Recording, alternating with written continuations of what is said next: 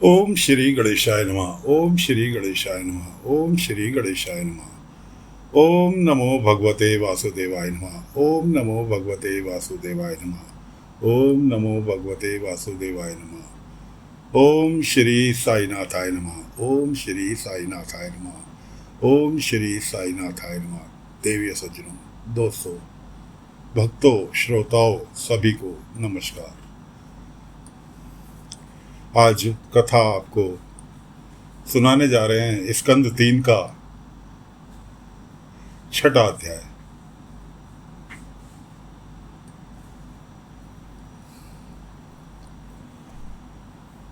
मैत्रेय ऋषि ने कहा, दोस्तों, कथा रोककर आपको एक बात संज्ञान में डालना चाह रहे हैं। अगर आप स्टेप बाय स्टेप हर अंक सुनेंगे, हर भाग सुनेंगे, तो आगे की कथा पूर्णतः आपको समझ में आएगी कि किसने क्या कहा और किसने किसका क्या जवाब दिया। तो 5वां अध्याय पिछले भाग में आपको सुनाया था, आज 6वां अध्याय सुनाने जा रहे हैं। मैत्रेय ऋषि ने कहा, सर्वशक्तिमान भगवान ने जब देखा कि आपस में संगठित न होने के कारण ये मेरी महतत्व आदि शक्तियां विश्व रचना के कार्य में असमर्थ हो रही हैं, तब वे काल शक्ति को स्वीकार करके एक साथ ही महत्व, अहंकार, पंचभूत, पंचतरात्रमा और मन सहित 11 इंद्रियां, इन 23 तत्वों को समुदाय में प्रविष्ट हो गए। उनमें प्रविष्ट होकर उन्होंने जीवों के सोए हुए अदृष्ट को जागृत किया और परस्पर विलग हुए उस तत्व समूह को अपनी क्रिया शक्ति के द्वारा आपस में मिला दिया। तो साथियों, फिलहाल आपकी जानकारी के लिए बता रहे हैं कि परम ब्रह्म श्री हरि जो एक सूक्ष्म रूप में थे, उन्होंने पंच तत्व की स्थापना की, लेकिन वो पंच तत्व अलग अलग थे। कोई भी एक दूसरे का पूरक नहीं था। सभी ने श्री हरि भगवान विष्णु की प्रार्थना की कि प्रभु, हमें ऐसा कर दो कि हम एक दूसरे के पूरक बन जाएं, आप भी हर चीज को महसूस कर सकें और हम भी। तो प्रभु ने 11 इंद्रियां बनाई और उनको आपस में मिला दिया और सब में अपने आप को व्याप्त कर लिया।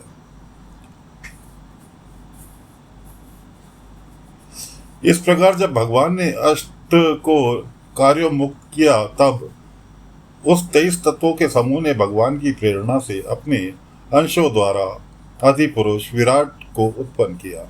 अर्थात जब भगवान ने अंश रूप से अपने उस शरीर में प्रवेश किया, तब विश्व रचना करने वाला महत्वाधिका समुदाय एक दूसरे से मिलकर परिणाम को प्राप्त हुआ। तब तत्वों का परिणाम ही विराट पुरुष है।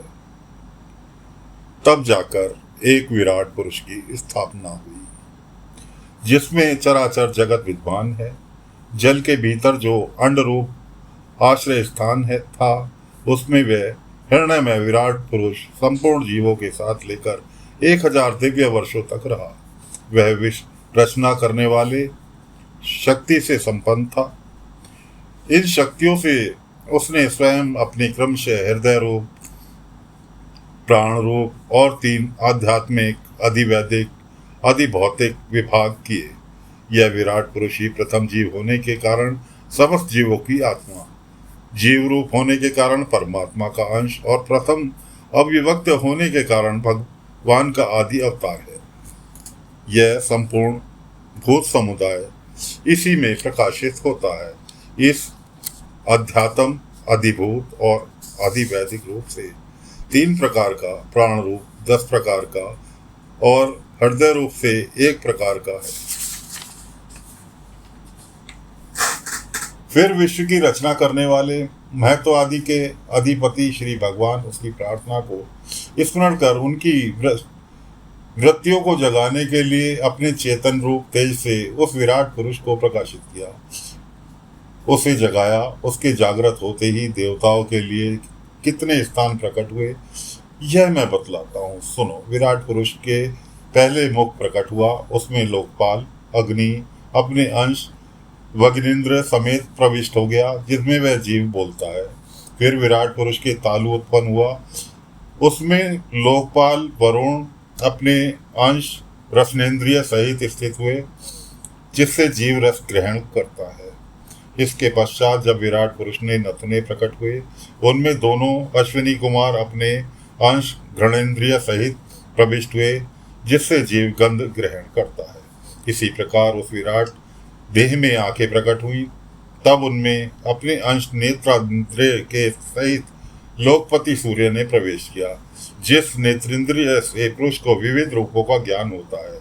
फिर उस विराट विग्रह में त्वचा उत्पन्न हुई, उसमें अपने अंश के त्वगिंद्र के सहित वायु स्थित हुआ, जिससे त्वगिंद्र से जीव स्पर्श का अनुभव करता है। तब इसके कर्ण छिद्र प्रकट हुए, तब उसने अपने अंश श्रवणेन्द्रिय सहित दिशाओं ने प्रवेश किया, जिस श्रवणेन्द्रिय से जीव को शब्द का ज्ञान होता है। फिर विराट शरीर में चर्म उत्पन्न हुआ, उसमें अपने अंश रोमों को सहित औषधियां स्थित हुई, जिन रोमों से जीव खुजली आदि का अनुभव करता है। अब उसके लिंग उत्पन्न हुआ, अपने इस आश्रय में प्रजापति ने अपने अंश वीर्य के सहित प्रवेश किया, जिससे जीव आनंद का अनुभव करता है।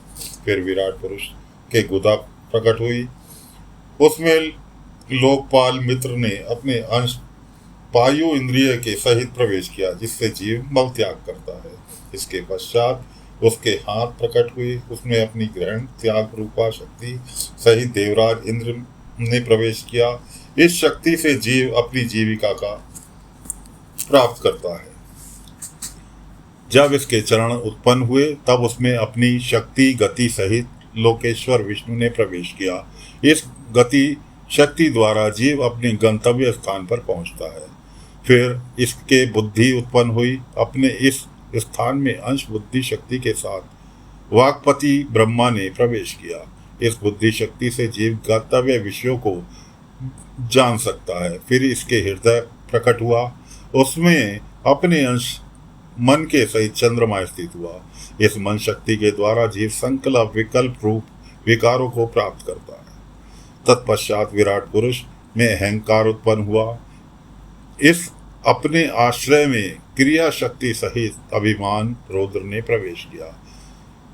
इससे जीव अपने कर्तव्य को स्वीकार करता है। अब इसमें चित्त प्रकट हुआ, उसमें चित्त शक्ति के सहित महत्व ब्रह्मा स्थित हुआ।